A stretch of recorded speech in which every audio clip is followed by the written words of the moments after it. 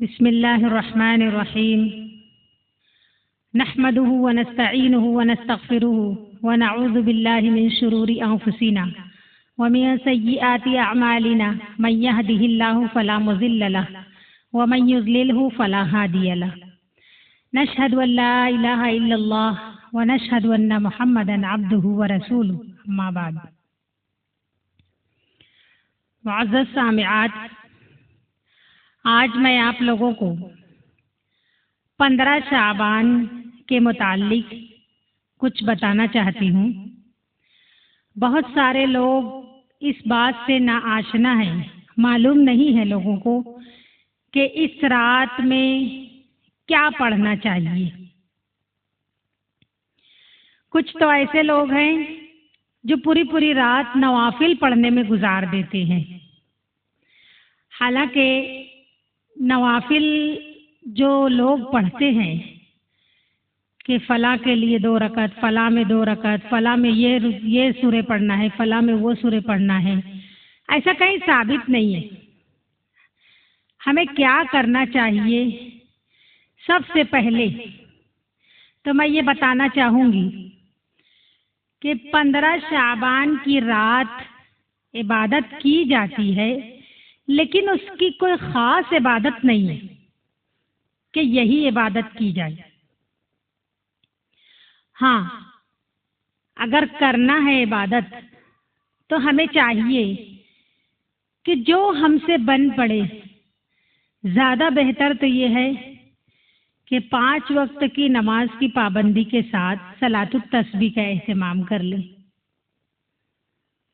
15 شعبان کی رات میں بہت سارے لوگوں کا عقیدہ یہ ہے کہ مغرب کے بعد یا عشاء کے بعد نہانا چاہیے. یہ بھی کہیں ثابت نہیں ہے، کہیں لکھا نہیں ہے کہ غسل کریں گے تو اس پر بہت ثواب ہے. جتنے بال بھیگیں گے، ہر بال کے جو قطرے ٹپکیں گے، ہر قطرے کے برابر ثواب ہے. نہ جانے عورتیں کیا کیا بولتی ہیں. ایسا کچھ بھی نہیں ہے. اگر نہانے کی ضرورت ہے، تم ناپاک ہو تو نہا لو، وہ بھی دن میں نہا لو، رات میں نہانا ضروری نہیں ہے. پاکی آدھا ایمان ہے، پاک صاف ہو کر اللہ کی عبادت کرو. دراصل 15 شعبان کی جو رات ہے، اس رات میں اللہ تبارک تعالی فرشتہ اجل کو اس سال کن کن لوگوں کی موت ہوگی وہ نام لوح محفوظ سے فرشتہ اجل یعنی ملک الموت کو دیتے ہیں اور کہتے ہیں کہ یہ سال بھر کی اموات ہیں جن کی روحیں تم کو نکالنا ہے. سال بھر جن لوگوں کا انتقال ہوگا، کون کون سے وقت میں کون مرے گا، یہ نام اور وقت کی لسٹ حضرت اسرائیل علیہ السلام جو ملک الموت ہے ان کو دی جاتی ہے. تو میرا بتانے کا مقصد یہ ہے کہ اللہ تبارک تعالی کی طرف سے یا ہمارے نبی کی طرف سے کوئی حکم نہیں ہے کہ کوئی خاص عبادت کی جائے یا غسل کا اہتمام کیا جائے. اگر ہم پاک صاف ہیں تو بھی عبادت کر سکتے ہیں. سب سے پہلے ہمیں کیا کرنا ہے میں وہ بتاؤں گی ترتیب وار. ہمیں تو سب سے پہلے یہ دیکھنا ہے کہ حضور صلی اللہ علیہ وسلم کا طرز عمل پوری زندگی کیا تھا. آپ کی زندگی میں 15 شعبان کئی مرتبہ آئی تو آپ نے کیا کیا. ایسے تو آپ کے معمولات میں ہے کہ آپ ہر مہینے کی 13، 14، 15 تاریخ کو ایام بیض کا روزہ رکھتے تھے. اس روزے کی فضیلت یہ ہے کہ ایک روزہ 10 روزے کے برابر ہے اور یہ 3 روزہ 30 روزے کے برابر ہے. یعنی اگر تم 13، 14، 15 تاریخ کا روزہ رکھ لیے تو تمہیں 3 روزے کے برابر 30 روزے کا ثواب ملے گا. یہ تو حضور صلی اللہ علیہ وسلم کی زندگی میں آپ کا معمول تھا. ہر مہینے کی 13، 14، 15 تاریخ کو آپ روزہ رکھتے تھے. اب اتفاق کی بات یہ ہے کہ 15 شعبان کی رات آ رہی ہے اور اہتمام ہم کرتے ہیں عبادت کا، جو بھی جس سے بن پڑے، تو سب سے پہلے ہمیں کیا کرنا ہے کہ 13، 14، 15 تاریخ کا روزہ رکھنا ہے، 3 دن کا۔ لوگوں میں معمول یہ ہے، لوگوں کا دستور یہ ہے کہ 14 اور 15 کا روزہ رکھتے ہیں، تو یہ تو 2 ہی روزے ہوئے، اور لوگ سمجھتے ہیں کہ یہ شب برات کا روزہ ہے۔ حالانکہ شب برات کا کوئی روزہ نہیں بھی رکھیں گے تو کوئی گناہ کی بات نہیں ہے، لیکن دیکھنا یہ ہے کہ ہم جو نیکی کر رہے ہیں اس نیکی پر کیا حضور صلی اللہ علیہ وسلم سے بھی کچھ ثابت ہے جو ہم کر رہے ہیں۔ تو اگر ہم جوڑنا چاہیں ہماری بات کو حضور صلی اللہ علیہ وسلم سے، تو ثابت یہ ہے کہ 13، 14، 15 کو رکھ لو روزہ، تاکہ حضور کی ایک سنت پر بھی عمل ہو جائے، اور 3 روزہ جو 30 روزے کے برابر ہے اس کا بھی ثواب مل جائے، ایک سنت بھی ادا ہو گئی اور تمہاری شب برات بھی ہو گئی۔ اچھا، یہ 3 روزہ تو ہم کو رکھنا ہے۔ اگر کسی کا روزہ رمضان کا چھوٹا ہوا ہے، قضا روزہ ہے، تو یہ 3 روزے جو وہ رکھے گا تو نفل کی نیت نہ کرے، بہتر تو یہ ہے کہ قضائے رمضان بول کے نیت کرے کہ میں نیت کرتی ہوں رمضان المبارک کے قضا روزے کی، جو میری زندگی میں سب سے پہلے چھوٹ گیا۔ اس طرح نیت کر لیں گے تو ہمارا رمضان المبارک کا چھوٹا ہوا روزے کی قضا بھی ہو جائے گی، اور مہینے کے 3 دن جو حضور سے ثابت ہے روزہ رکھنا، اس ایک سنت پر عمل کرنے کا ثواب بھی مل جائے گا۔ دیکھو، روزے تو ہر کوئی رکھتا ہے، لیکن نفل کے بارے میں کچھ پوچھ نہیں ہوگی، اللہ تعالیٰ کے یہاں سوال نہیں ہوگا، مگر فرض کے بارے میں سوال ہوگا۔ تو بہتر یہ ہے کہ اپنے فرض کو پورا کرنے کی کوشش کریں، فکر یہ کریں کہ پہلے میرا فرض ادا ہو، بعد میں نفل رکھوں گی۔ تو 3 روزے میں میرا خیال ہے پہلے جتنے بھی مائیں بہنیں بوڑھی عورتیں جو پہلے کی یعنی لوگوں کے کہنے پر عمل کرتی تھیں، بہت سارے روزے چھوڑ بھی دیے ہیں، اور جان بوجھ کر بھی چھوڑے ہیں، انجانے میں بھی چھوڑے ہیں۔ تو بہتر یہ ہے کہ جتنے بھی ایسے نوافل روزے آئیں تو چاہیے ہمیں کہ قضا روزے کی نیت کر لیں۔ جب ہم قضا روزے کی نیت کریں گے تو ہمارا فرض بھی ادا ہو جائے گا، اور جو ان دنوں کا ثواب ہے، جو ان دنوں کی فضیلت ہے کہ اللہ کے رسول 13، 14، 15 کو روزہ رکھتے تھے، وہ مسنون طریقے پر عمل کرنے کا بھی ثواب مل جائے گا۔ دونوں طرف سے فائدہ ہے ہمارے لیے۔ تو نمبر 1 یہ بتائی ہوں میں کہ 3 روزہ رکھنا ہے۔ ابھی تک جو لوگ 2 روزہ رکھتے تھے ان کو چاہیے کہ 3 روزہ رکھیں، 13، 14، 15۔ اب اس کے بعد جو میں بتا رہی ہوں وہ یہ کہ نہانا ضروری نہیں ہے، غسل ضروری نہیں ہے۔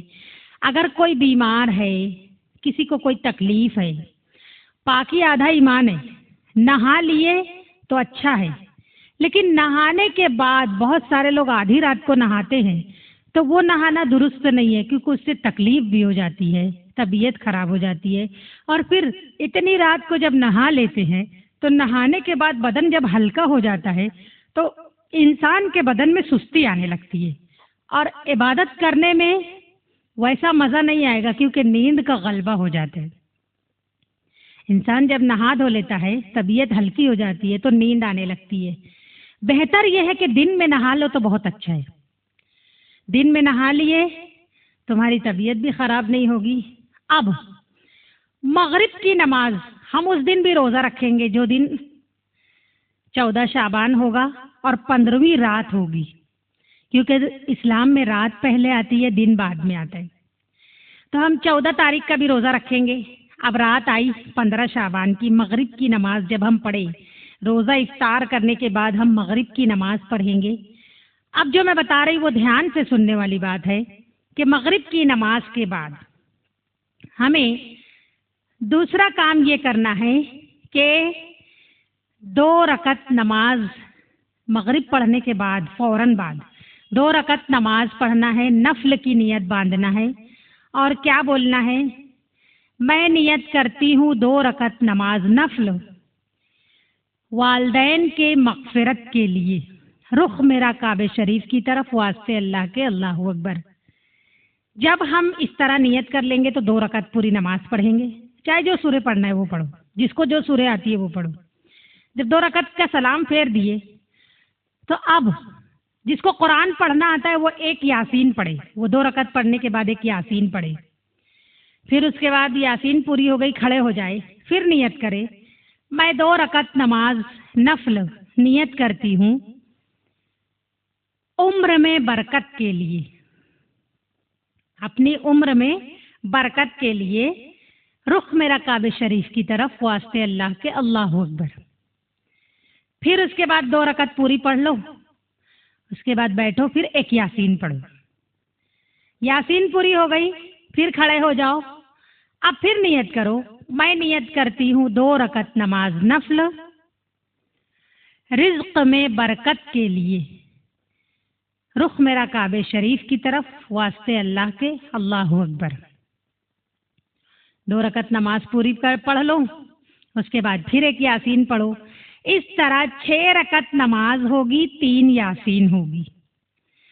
اب جب یاسین پوری ہو گئی تو ہاتھ اٹھاؤ اور دعا مانگو، تم کو جو جو مانگنا ہے۔ اللہ میری عمر میں برکت عطا فرما، خیر عافیت والی زندگی عطا فرما، ہر برائی سے میری حفاظت فرما، ہر شر سے، ہر آنے والی آفت بلا فتنوں سے ہماری حفاظت فرما، ہمارے ماں باپ کی مغفرت فرما، ان کی عمر میں برکت عطا فرما، ہمارے رزق کی جو تنگی ہے اللہ اس کو دور فرما، ہمارے رزق میں برکت عطا فرما، حلال پاکیزہ کشادہ روزی اپنے دسترخوان سے ہم سب کو نصیب فرما۔ یہ سب دعا مانگنا ہے، اور جو جو اپنے لیے، اپنے ماں باپ کے لیے، اپنے بچوں کے لیے، پوری امت کی مغفرت کے لیے دعا کرنا ہے۔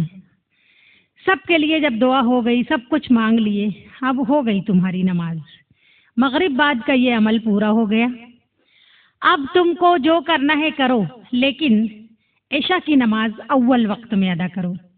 اتنا جب تم پڑھیں گے اور کریں گے نا تو عشاء کی اذان ہونے لگتی ہے۔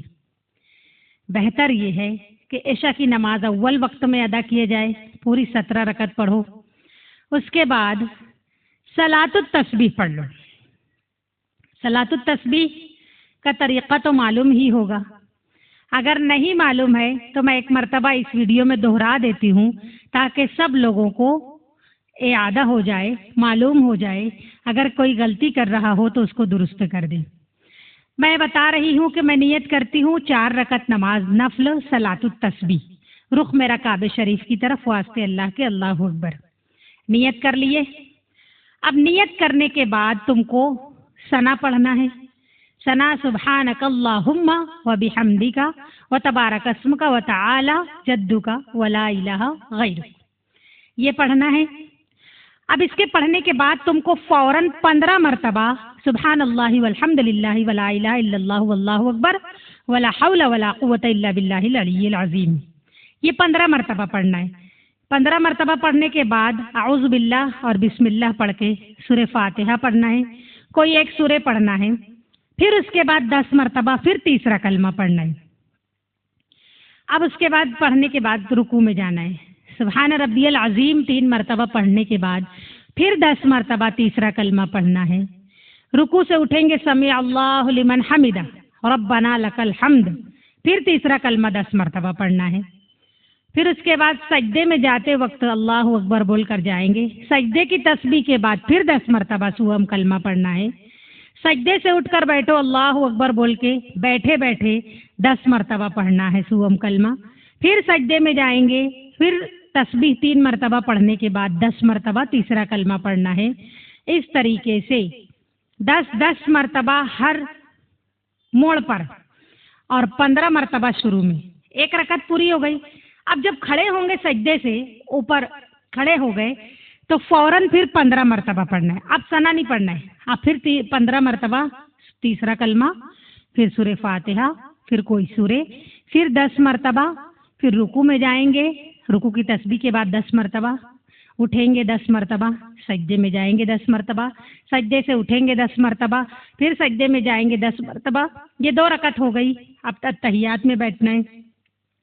اتحیات میں بیٹھ کے تشہد پڑھ کے پھر کھڑے ہو جانے اللہ اکبر بول کر، پھر 15 مرتبہ شروع میں پڑھنا ہے، پھر سورہ فاتحہ اور سورہ، اس طریقے سے 10 مرتبہ کر کے آخر سجدے تک 10 مرتبہ یہ تسبیح پڑھ کر درود ابراہیم دعائے معصورہ پڑھ کے سلام پھیر دینا ہے. یہ ہماری صلاۃ التسبیح پوری ہو گئی. اب صلاۃ التسبیح پڑھنے کے بعد 2 رکعت شکرانہ پڑھ لو کہ اللہ تو نے بہترین زندگی نوازائے. 2 رکعت صلاۃ توبہ پڑھ لو. 2 رکعت صلاۃ الاستعانہ پڑھ لو، ہر کام میں اللہ ہماری مدد فرمائے. 2 رکعت صلاۃ الاستعانہ اور 2 رکعت صلاۃ الاستخارہ کہ اللہ ہمارا ہر کام خیر عافیت سے بنا دے. یہ نماز پڑھنے کے بعد خوب جی بھر کے دعا مانگو، اپنی مغفرت کے لیے، امت کی مغفرت کے لیے، ماں باپ کی مغفرت کے لیے، بہن بھائیوں کے لیے، اپنی اولاد کے لیے، ان کے مستقبل کے لیے اور تمام امت کی بھلائی اور بہتری کے لیے یہ دعا سب مانگو. اللہ تعالیٰ کا شکر بھی ادا کرو، توبہ استغفار کرو. ہر بگڑے کام اللہ ہمارے بنا دے، ہر مشکل پریشانی کو تو دور فرما دے، ہر آفت بلا مصیبت کو ٹال دے. یہ ساری دعائیں مانگنا ہے. اپنے تمام مسلمان بہن بھائیوں کو اپنی دعا میں شامل کرنا ہے. یہ سب کر لیے جو جو تم کو مانگنا ہے، جو جو تمہیں معلوم ہے. اب ہر کسی کی الگ الگ حاجت ہوتی ہے، دعا ہوتی ہے، وہ اپنے اعتبار سے دعائیں کر لے. لیکن میں موٹی موٹی جو دعائیں ہیں وہ بتا دی کہ یہ مانگو شروع میں. اب اس کے بعد تم کو جو کام کرنا ہے کرو. اتنی نماز پڑھ لیے تم.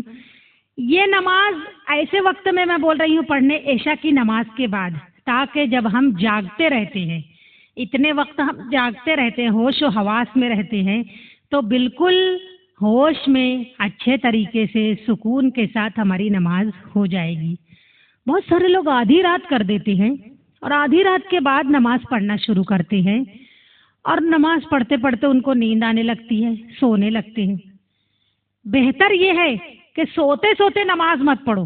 جب تم کو نیند نہیں آ رہی ہے، جو وقت تمہارے لیے مناسب ہے شروع وقت میں، عشاء کا اول وقت، اسی وقت سب نماز پڑھ لو. اب اگر پھر بھی نیند نہیں آ رہی ہے تو قضائے عمری پڑھو. زیادہ بہتر یہ ہے کہ تم قضائے عمری پڑھو. زندگی میں بہت ساری نماز لوگوں کی چھوٹ جاتی ہے. نوافل مت پڑھو، قضائے عمری پڑھو. کیونکہ محشر کے میدان میں جب اللہ تعالیٰ ہم سے سوال کریں گے، پوچھیں گے، تو سب سے پہلے سوال نماز کا ہوگا، اور فرض نماز کا ہوگا کہ تم نے فرض نماز کتنی پڑھی اور کتنی چھوڑی. سب نماز ترتیب سے پڑھو. تم کو اگر پڑھنا ہی ہے رات بھر نماز تو تم قضائے عمری پڑھو. یعنی کیسے ترتیب بتا رہی ہوں میں. پہلے فجر کی 2 رکعت قضا پڑھو، پھر ظہر کی 4 رکعت قضا پڑھو، پھر عصر کی 4 رکعت قضا پڑھو، پھر مغرب کی 3 رکعت قضا پڑھو، پھر عشاء کی 4 فرض اور 3 وتر واجب قضا پڑھو. ایسے یہ ایک دن کی نماز ہوئی. اب تم جتنے دن کی قضا کر سکتے ہو کرو. زیادہ بہتر یہ ہے، کیونکہ جب تم نماز قضا کر لو گے تو ہو سکتا ہے انشاءاللہ اللہ تعالیٰ ہم کو معاف فرما دے. جتنی چھوٹی ہوئی نمازیں اگر قضا کر لیے تو اللہ کی رحمت سے بہت امید ہے کہ اللہ تعالیٰ قضا کرنے والوں کو بھی چھوڑ دیں گے، معاف کر دیں گے. تو زیادہ بہتر یہ ہے کہ پوری رات قضا نماز پڑھو.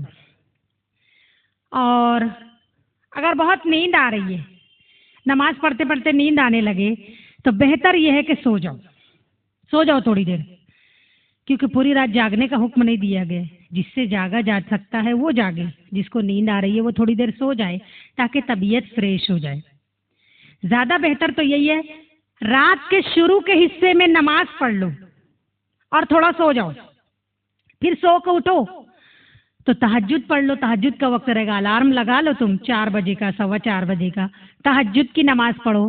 تہجد تم سے جتنی ہو سکے 2 ہو سکے 2 پڑھو، 4 پڑھو.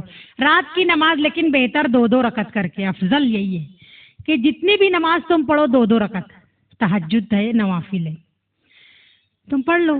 اس کے بعد سحری کر لو، کیونکہ تم کو کل روزہ بھی رکھنا ہے. سحری کرنے کے بعد پھر تم کو جو کرنا ہے، جیسے سحری پکا رہے ہیں، کھلا رہے ہیں، تو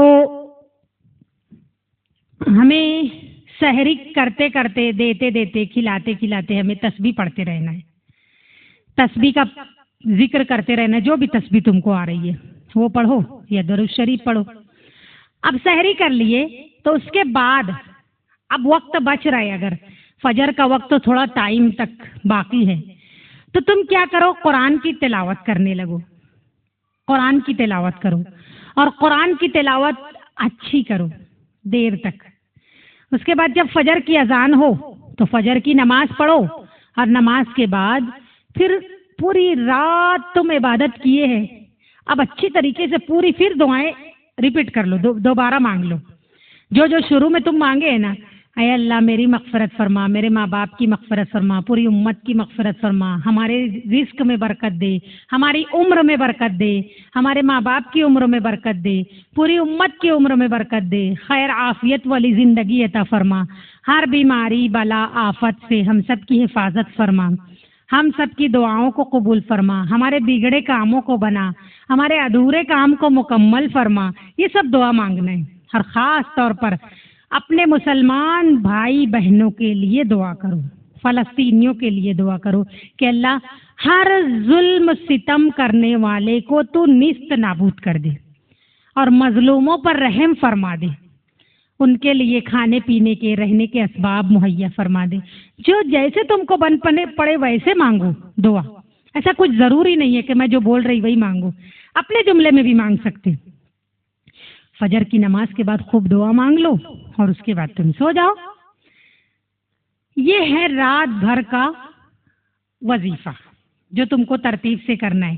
میں اس لیے ایسے بتائی ہوں نا کہ سب عبادت کا مزہ مل گیا ایک ہی رات میں۔ شروع وقت میں رات کے شروع حصے میں تم نماز پڑھ لیے، پھر اس کے بعد تم سو گئے، سونا بھی عبادت بن گیا۔ اللہ تعالیٰ سے نیت کر لو کہ اللہ رات تو نے سونے کے لیے بنائی ہے، مجھے بہت نیند آ رہی ہے، میں تیرے اس حکم پر عمل کر رہی اللہ، تو اللہ تعالیٰ سونا بھی ہمارا عبادت بنا دیں گے۔ اب اٹھے، سو بھی لیے، نماز بھی پڑھ لیے، سحری بھی کر لیے، سحری کرتے کرتے تسبیح بھی پڑھ لیے، تسبیح کے بعد قرآن بھی پڑھ لیے، قرآن کے بعد پھر نماز پڑھ لیے، اس کے بعد دعا کر لیے، ہر طریقے کی عبادت ایک رات میں ہم کر لیے۔ نماز، تسبیح، قرآن، عبادت میں یہی سب چیزیں تو آتی ہیں، تو ہم ہر طریقے کی عبادت کر لیے۔ اب اس کے بعد سو جاؤ اور دوسرے دن کا تو تمہارا روزہ ہے۔ اللہ تعالیٰ میں جو بتائی ہوں ہم سب کو عمل کی توفیق عطا فرمائے، اور سب لوگوں سے میری درخواست ہے کہ اپنی مخصوص دعاؤں میں ہم سب کو یاد رکھیں، اور میں جو طریقہ بتائی ہوں اس ویڈیو کو زیادہ سے زیادہ لوگوں تک پہنچائیں، تاکہ جتنے لوگوں کو شب برات کی رات گزارنے کے بارے میں معلوم پڑے اور جتنے لوگ عمل کریں گے سب کا ثواب تم کو ملے گا۔ تم پہنچانے والے اگر بن گئے، ذریعہ بن گئے، تو سب کا ثواب ملے گا، اور انشاءاللہ کل قیامت کے دن ہمارے نامہ اعمال بھر جائیں گے نیکیوں سے، کیونکہ جتنے زیادہ لوگ عمل کریں گے سب لوگوں کے عمل کرنے کا ثواب تم کو ملے گا۔ تو مجھے امید ہے کہ آپ لوگوں کو میری بات پسند آئی ہوگی۔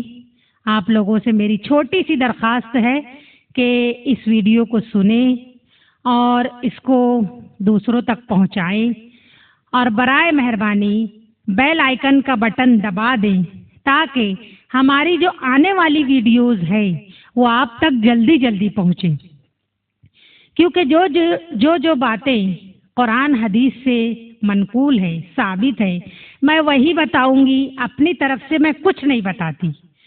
تو بہتر یہ ہے کہ میں آسان طریقے سے، آسان جملوں میں آپ لوگوں تک میری بات کو پہنچا رہی ہوں۔ مجھے امید ہے آپ لوگوں کو میری بات پسند آئی ہوگی۔ اللہ تعالی ہم سب کو کہنے سننے سے زیادہ عمل کرنے کی توفیق عطا فرمائے۔